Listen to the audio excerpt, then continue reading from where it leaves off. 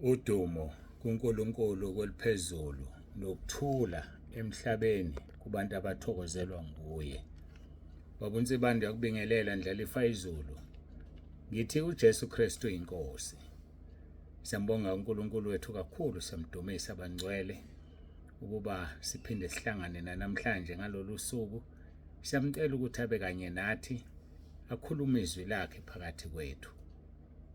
Siyambonga ngendlela emangalisayo. Siphile nanti usuku luhle usuku. Kushoda nje ukudla kwanamhlanje komphefumulo, lokho esesiza ukuthola ke manje. Masiqhubekeke nenkonzo yethu yokuphikelela selidumele emasumpeni, okungukuthi mhlambe sesizophuma kulesi sihloko angazi, kodwa ke ukuphikelela kuyasiza ukuphikelela. Uma uphikelela ukhohlwa yonke into, ubheke phambili, uphikelele, ubheke emgomeni, ngoba uma unaka izinto ezisemaceleni kuyakuhlula ukuphikelela. Asifundeke izwi lenkosi ngokaLuka chapter 13, soqala khona laphaya esihlale siqala khona uverse 22. Manje ngiguqeke ngikhuleke nawe, ngicela uguqe kanye nami lapho khona, lapho ngilalele khona, siguqe sisondele enkosini yethu. Asinaye phela omunye singamguqela. Hayi abezwa ngithi bayaguqa uma beyinyangeni, bengena ukuguqa sithandaze lezi ndle ezincane emfushana, ukwazi ukungena ungakhothamile.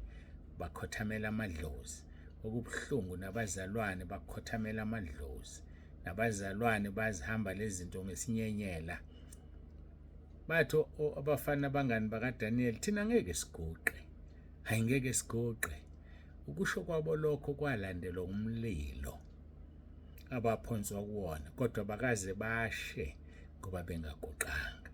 Angazi-ke wena oguqayo, angazi-ke wena ohamba ngasese uyobona izinyanga, wena osunesidumbu phansi, wena ocuphe amathuna, wena ocuphe idumbu ngoba uthi yaphindisela kowakini, usazoma phambi kaNkulunkulu.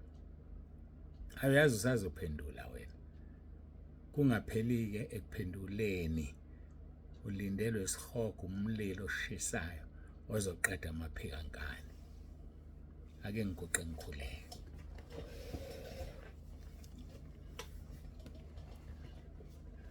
Baba wethu ongcwele, Baba olungileyo, uNkulunkulu onomusa, siyazithoba phambi kobuso bakho. Sibonga uthando sithande ngalo, sibonga Nkosi umusa osenzele wona. Kungumusa ukuthi asiqediwe. Kungumusa ukuthi lapho belivuka ulaka lwabo, kodwa bahlulekile ukusiqeda ngoba thina sivikelwe onamandla. Ngoba umkhulu wena Nkosi okuthina kunaloyo sezweni. Udumo lonke silinikeza wena. Iba nathi kule nkonzo sifundise ukuphikelela. uJesu Kristu inkosi. Amen.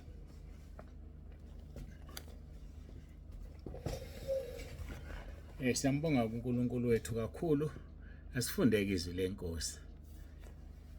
Wayesedlula wahamba imizi ngemizana,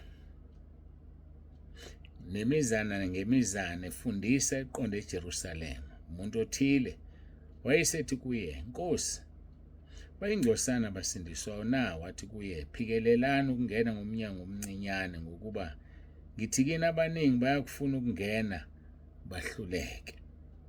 Xa umninindlu esukumile wavala eminyango, niqala ukuma ngaphandle, ningqongqothe eminyango nithi, Nkosi sivulele. Uyakuphendula athi, anginazi lapho nivela khona. Ngoba uzosukuma. Njengamanje usahlezi, njengamanje usarelaxile, kodwa siyeza isikhathi sokusukuma. Lapho usukuma khona abanye bofisa ngathi ngabe kungcono ukuba bazange bazalwe, ngoba ulaka lukaNkulunkulu luzobe luphezu kwabo. Thengisisa isikhathi. Thenga iqiniso, ungathengisi ngalo. Thengisisa isikhathi, uzihlanze, uzihlambulule. 1 John chapter 3 verse 3, bonke abanalelo themba lokufana naye bazihlambulula kuye ukuze bambone. Bonke abanalelo themba uyazihlambulula nje wena.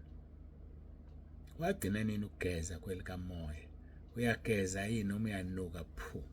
nokamakhwapha kamoya la udlule khona kezwakala ukuthi udlulile la udlule khona iphunga lezono iphunga lamanyala iphunga lokungcola impilo yakho awusayithandi nawe uyiphilayo woza kuJesu nokwenzayo awusakuthandi awukwazi ukulala ebusuku ungayenzanga lento woza kuJesu uzokhululeka woza kuJesu akekho omunye ozokukhulula ukungcola okwenzayo uzofika phi ngakho awuyithandi lempilo yakho phuthuleleni ngoba sikhona khala sikusize sikhona sonke ungazilimazi uyazilimaza ungazilimazi ngiyakukhuza Nkosi sivulele uyakuphendula athi anginazi lapho nivela khona kuthiwa lapho-ke naqala ukuthi sasidla siphuza phambi kwakho ufundise emgwaqeni yakithi athi-ke ngithi kini anginazi lapho nivela khona sukani kimi nabenzi bokubi lapho-ke kuba khona ukukhala nokugedla kwamazinyo nxa senibona u-Abrahama no-Isaka noJakobe nabaprofethi bonke embusweni kaNkulunkulu kepha nina nikhishelwe ngaphandle nikhishelwe ngaphandle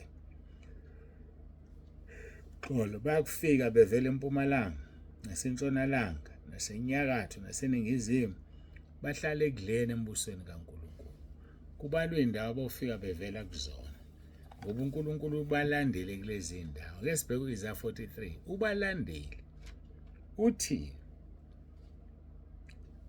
verse 6 Isaiah 43 verse 6 ngiyakusho kuyinyakatho ngithi balethe nakuyiningizimu ngithi ungabagodli lethana amadodana amakude namadodakazi ami ukuba phume emkhawulweni womhlaba onke abizwe ngegama lami yibo laba bayohlala ekudleni okukhulunywa ngabo la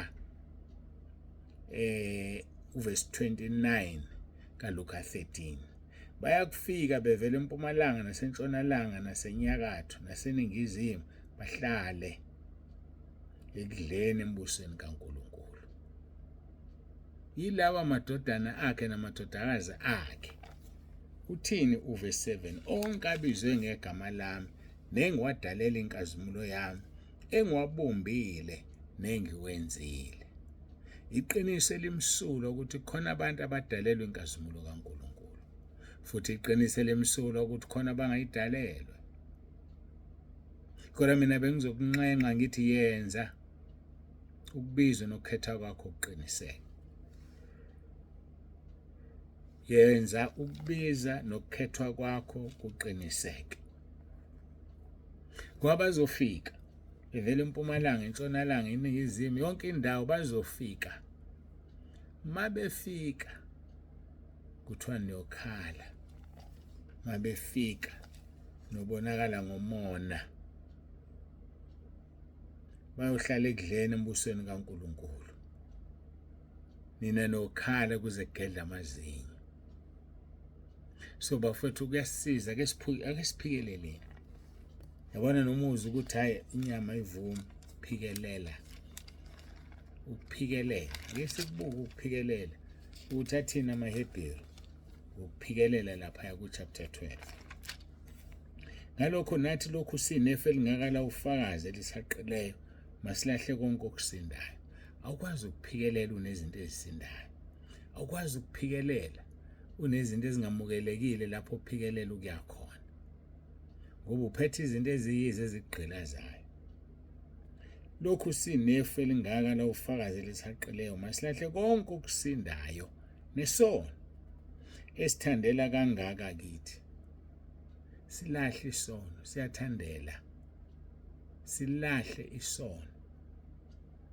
nesono esithandela kangaka kithi sigijime ngokubekezela kulokhu kuncintisana esikumiselwe ukuphikelela lokho gijima ngokubekezela ngikhumbula kule minyaka edlule ngibuke iComrades Marathon uthola ukuthi umuntu ucollapse kusele not even 100 meters less than 100 meters athinta intamba collapse ngoba umzimba usuthe angisakwazi sengikuthwalile kwanele umunye aphikelela angene segaqa ngamadolo ukuphikelela lokho ususebenzisa noma yini ekhona ezilonge ezisemthethweni phikelela mntaka baba, dela abangani bakho, thabatha isiphambano sakho umlandela uJesu. Asigijimeni-ke bazalwane ngokubekezela kulokhu kuncintisana esikumiselweyo, sibhekile kuJesu umqalisi nomphelelisi okukholwa kwethu. Uma uphikelela awuzibheke ezinye izinto. Uma uphikelela ubheke emgomeni. Uma uphikelela ubuka lento ezokuphumelelisa, lento ezokwenza ukhuthazele. Ubuka yona kuphela, awuzibuke ezinye izinto. Ngoba ezinye izinto ngeke zikwenze ukhuthazele. Ezinye izinto zizokuphazamisa. Ingakho umpostoli Paul ethi izinto ezaziyinzuzo washaya indiva ngoba ezibona ukuthi zizomenza angaphikeleli, angazeluleli kokuphambili. Athi kuFilip chapter 3 verse 10, ukuze ngimazi yena namandla okuvuka kwakhe nokuhlanganyela ezinhluphekweni zakhe, ngimfuze ngokufa kwakhe, uma mhlawumbe engaze ngifinyelele ekuvukeni kwabafileyo, kungesikho ukuthi sengikubambile nokuthi sengiphelelisiwe, kepha ngijonga ukuba kumbe ngingakubamba yini lokho nami engabanjelwa khona. Yini oyijongayo wena? Ujonge ini? Yabona into uma uyijonga, igama lokujonga, ukujonga ngesiXhosa ukubuka, focus. Ubuke ngefocus, uyijongile lento. Ngikujongile mfondini. Yayibona lonto, jonga umqhelo ozowuthola phambili. Uthi bazalwana ngisho ukuthi mina uqobo sengikubambile, kepha kunye engikwenzayo ngikhohlwa okungasemuva, ngizelulela kokungaphambili. Ukuphikelela lokho, khohlwa okungasemuva, zelule, uzelulele kokuphambili. Ngoba okuphambili lapho uKristu ekhona, nakani okwaphezulu lapho uKristu ekhona. Asizeluleleni bafowethu, sizelulele kokuphambili. Uthi ngijonge emgomeni, yiwona engiwubukayo, yiwona engiwujongile, yiwona engiwufunayo umgomo. Ngijonge emgomeni, emklomelweni wokubizwa okukhulu kwaphezulu. Isibiziwe bafowethu, la sibizwe khona sizoklonyeliswa ngomklomelo omkhulu waphezulu. Awufuni uklonyeliswa wena? Hayi ngiyabuza, awufuni yini uklonyeliswa? Yindaba ungajonganga kuona lo mklomelo. Ubheke, ubhekisise. Kwasho uPetro efica lo celayo eduze kwethempeli, uthi sibheke. And ngiyamsho wathi mayibheka khona into ayibonayo, kwathiwa igolide nesiliva nginalo, kodwa ngizokunika lokho enginakho ngegama likaJesu Kristu waseNazaretha. Sukuma. Kuthiwa wasukuma waxhuma. Ngani ngoba ebhekile, ngani ngoba ejongile. Ake sijongeni bafowethu ekhaya ezulwini. Zithi zikhona izinto uzikhohlwe, zithi zikhona izinto uzilibale. Ake sijongeni emgomeni bafowethu, sikhohlwe okungasemuva, sizelulele kokuphambili. Okwakuyinzuzo sikushaya indiva. Konke lokho okwakuyinzuzo kuwe, uyakwazi khohlwa ikhona. Ngoba isikhathi simbi, isikhathi sibiza ukuthi ungcwele yini phambi kaNkulunkulu na? Uzivumile yini izono zakho zonke na? Ubhajatisiwe yini na? Uma uzivumile, uzivume kubani? Uma ubhajatisiwe, ubhajatiswe ubani? Kwangathi uNkulunkulu angasisiza bafowethu. Kwangathi uNkulunkulu angasisiza sizelulele kokungaphambili. Sijonge emgomeni wokubizwa kwethu kwaphezulu. Okungandele umuntu. Ube ngabiza abanye uNkulunkulu angangibizi mina. Kodwa uyasazi izathu esenza ukuthi angibize, angisukumphoxa-ke. Musukumphoxa ngoba wena unjani ubiziwe. Masibiziwe bafowethu asiyeni lapho sibizwe khona, Inkosi yamakhosi uJesu Kristu waseNazaretha. Jonge emgomeni, phikelela. Uma uphikelela kusho ukuthi izinto azobabikho. Bazokuhleka, bazokuthuka, bazokuloya, bazokwenza zonke izinto, but ungayibeki enhlizweni. Hayi ungazibeki.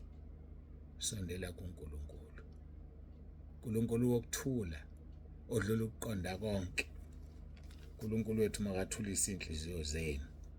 Ngifuna ukuthi ngithi ukuthula kaNkulunkulu okudlula ukuqonda konke kuyakulondoloza izinhliziyo zenu nemicabango yenu kuKristu Jesu. Masikhuleke.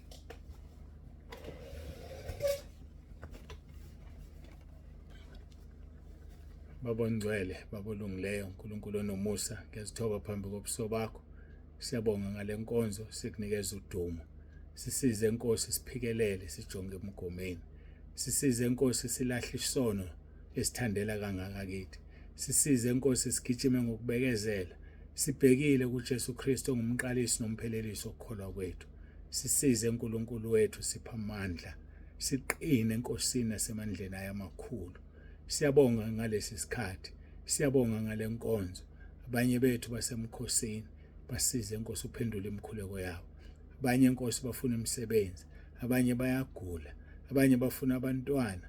Basize ubakhanyisele ukuthi alukho abazoluthola bengavumeli izono, ngoba izono ziwudonga, Isaiah 59 verse 1 and 2, phakathi komuntu noNkulunkulu. Siyabonga ngevangeli osinikeze lona. Sisizeke Nkosi sithembeke. Dumo lonke engilinikeza wena lungolwakho, izikhathi zingakabikho namanje kuze kube phakade. uJesu Kristu inkosi. uJesu Kristu inkosi. uJesu Kristu inkosi. Amen.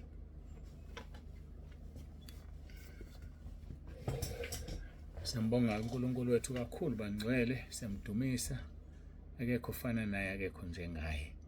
Baba uNsibande, siyavalelisa uthi ube nosuku oluhle. Asiphikeleleni bafowethu. Uma singabonani kuleli, sibonane kwelizayo, ngoba siphikelelile, sisabekezela. Athi amaHebheru 10 verse 36, uma senibekezelile, madoda, uma senibekezelile. Verse 36, ngokuba nidinga ukubekezela ukuze seniyenzile intando kaNkulunkulu namukele isithembiso. Nidinga ukubekezela, seniyenzile intando kaNkulunkulu namukele isithembiso. uJesu Kristu inkosi.